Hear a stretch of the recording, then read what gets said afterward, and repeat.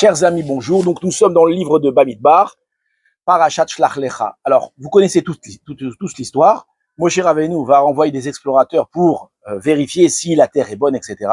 Malheureusement, ils vont revenir et ils vont déblatérer sur la terre d'Israël et ils vont dire un terrible lashon hara. Plutôt que de voir le bien, ils vont voir le mal.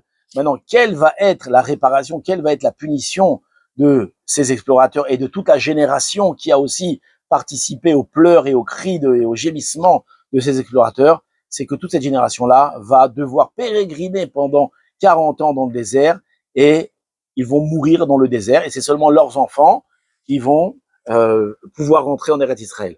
Alors, comme nous dit le verset, quant à vous, vos cadavres tomberont dans ce désert, vos enfants erreront dans le désert pendant 40 ans. Donc, on nous a promis qu'on allait devoir errer pendant 40 ans. Maintenant, on va te faire dans le désert combien? On va faire 42 étapes. On a déjà traversé 14 ou 15, je ne sais plus. Il faut faire le compte. Il reste encore 25, 27, 28 étapes à traverser.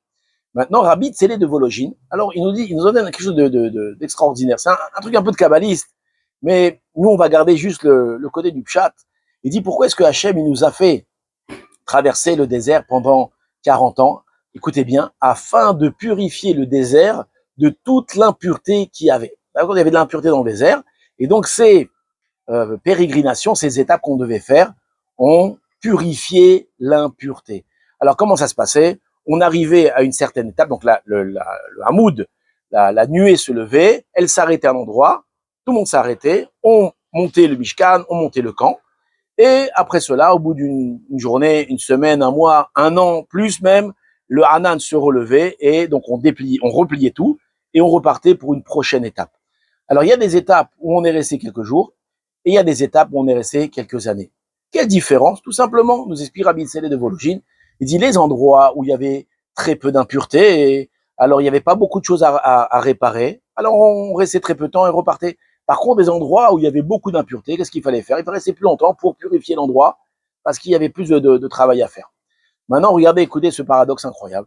Il dit les endroits où il n'y avait pas beaucoup d'impuretés, ça veut dire que les endroits où quand on y arrivait, on se sentait bien, il y avait l'aide divine, on priait bien, on étudiait bien, il y avait la paix entre nous, tout allait bien. Qu'est-ce qu'on nous dit? Allez, vous partez quelques jours et on s'en va.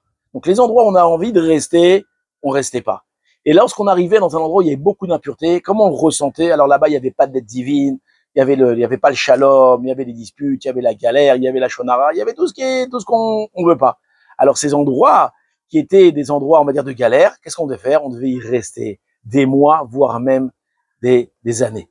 Et donc, un endroit où on n'avait pas envie de rester, on devait rester, et un endroit où on voulait rester, on ne devait pas rester. Et là, ça vient nous apprendre, en réalité, un moussard incroyable pour la vie. Le Rabbeinu Tam, dans le Sefer Yachar, il nous parle de Yemé Ahava, Yemé Sina, des jours d'amour et des jours de haine. D'accord? La vie, elle est sinusoïdale. Ça veut dire qu'il y a des jours où tout va bien, il y a des jours où tout va mal. Et ça monte et ça descend.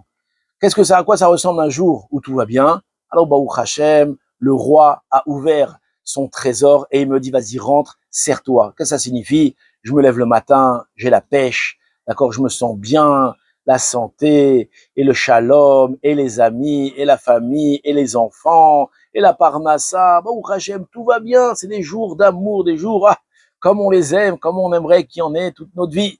Mais après cela, bien sûr, le roi ne va pas garder sa porte ouverte de son trésor et il va un jour la fermer.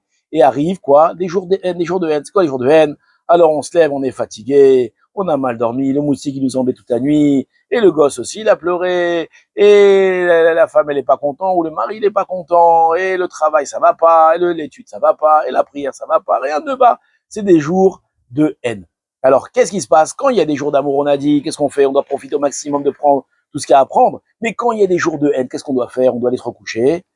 Pas du tout. Et c'est ce qu'on vient nous enseigner. C'est que lorsqu'on arrivait à une étape de galère, une étape où il y avait beaucoup de touma, on restait longtemps là-bas pour justement arriver au bout, pour arriver à purifier complètement l'endroit de toute la touma qu'il y avait.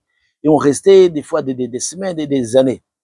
Alors, on ne dit pas qu'on doit espérer de rester toute notre vie dans la galère, mais on doit, lorsqu'on est dans la galère, prendre sur soi et essayer de réparer. Lorsqu'il y a un problème de shlom bayit, alors ça sert à rien de, quand il y a la crise, de lever les bras et d'abandonner. Non, c'est le moment justement d'aller essayer de recoller les morceaux, d'accord, de prendre sa femme ou son mari, de l'emmener chez Van Cleef & Arpels, acheter une belle rivière de diamants pour renouer les liens. Et quand les enfants, alors on passe des moments difficiles, alors peut-être c'est le moment de s'asseoir avec eux, d'étudier avec eux, de leur parler, de ne pas justement lever les bras et de dire ah tout va mal alors j'abandonne. Au contraire, c'est maintenant, quand dans le travail ça va mal, alors peut-être qu'il faut prendre justement cette galère qu'on a eue pour restructurer, arranger, changer de peut-être de travail carrément. En tout cas, c'est le moment, quand il y a la galère, c'est le moment où on doit justement venir et travailler. Ça ressemble à un robinet qui fuit. Quand le robinet, il fuit à la maison, goutte par goutte, alors qu'est-ce qu'on fait? On laisse aller. Mais lorsque le robinet, alors il commence à fuir, il commence à vraiment fuir ou à éclater, il y a de l'eau qui gicle partout, qu'est-ce qu'on va dire? Ah non, laisse tomber, je lève les bras, j'abandonne. Non, il dit au contraire, c'est que maintenant que ça gicle, va, emmène le pompier, répare la faute, répare la fuite. La faute, la fuite, ça ressemble. En tout cas, c'est ça que vient nous apprendre Rabbi Tzélé de Volojine dans les étapes du désert. Quand c'était la galère, on ne fuyait pas la galère. On s'arrêtait et on travaillait et on essayait justement de réparer. Et c'est dans les épreuves que on va grandir. C'est dans les épreuves qu'on va s'élever.